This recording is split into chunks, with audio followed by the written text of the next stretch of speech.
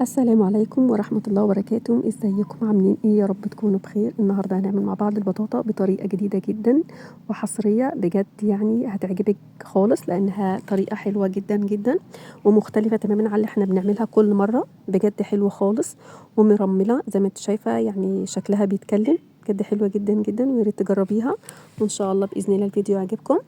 وياريت اللي مشتركش في القناة يشترك عشان يوصل له كل جديد، ولايك للفيديو لو عجبكم. انا معايا هنا حوالي 2 كيلو من البطاطا، تمام. ومعايا هنا فانيليا بطعم البرتقال وبيكنج باودر، وحوالي 4 معالق من سميد البسبوسه، وكوبايه لبن ونص كوبايه من السكر. انا هقشر البطاطا الاول، تمام. هقشرها بالمقشره او بالسكينه، اهم حاجه نقشرها زي كانك بتقشر البطاطس، مش عايزه قشر خالص فيها. وبعد كده ببدا اقطعها مكعبات صغيره، وبتعملي الكميه اللي انت عايزاها. انا الصينيه هنا خدت حوالي معايا 2 كيلو، تمام.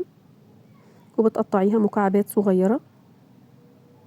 وبعد كده بجيب حلة وبحط البطاطا اللي انا قطعتها فيها، وبحط عليها نص كوباية السكر وكوباية من المية، وبكون موطية البوتاجاز عليها مش عالي خلاص، وبتستوي على نار هادية. كأنها بتتكرمل بالظبط، مش مية كتيرة، انا مش عايزة مية كتيرة وتبقى شاربة مية، لا. هي كوباية مية واحدة ونص كوباية السكر، وبقلبها واحطها على البوتاجاز، وبتفضلي متابعيها. لو احتاجت مثلا ربع كوباية مية تاني مفيش مشكلة، تمام. وبعد ما تستوي معاكي بتطلع بالمنظر ده، بجد حلوة جدا.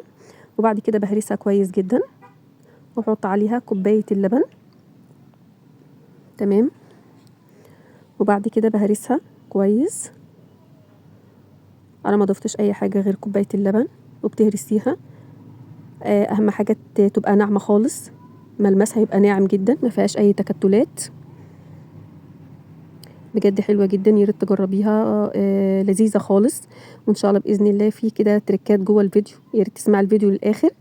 فيها حاجات جديده، تمام. انا بعد ما هرستها خالص بركنها على جنب، بحمر او بحمص 4 معالق سميد البسبوسه في معلقتين سمنه كبار، سمنه بلدي او سمنه عاديه اللي عندك مفيش مشكله، لغايه ما اوصل للون الذهبي الفاتح.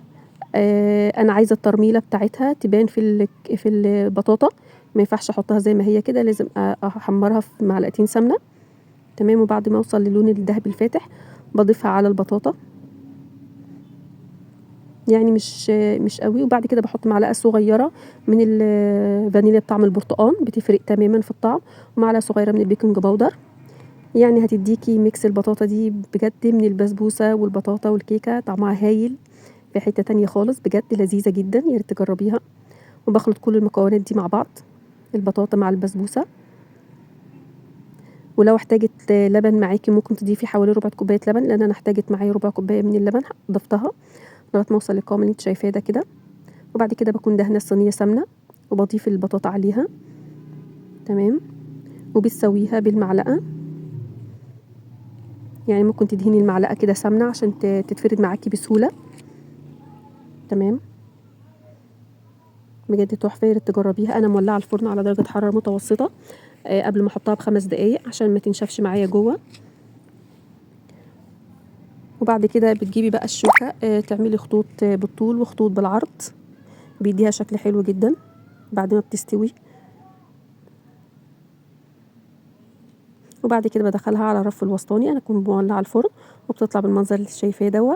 وبكون عامله سيرم شربات، يعني هي نص كوبايه واحده بس، ودي اختياري، بس بتديها يعني حلوه جدا، بتخليها كده زي البسبوسه، حلوه خالص.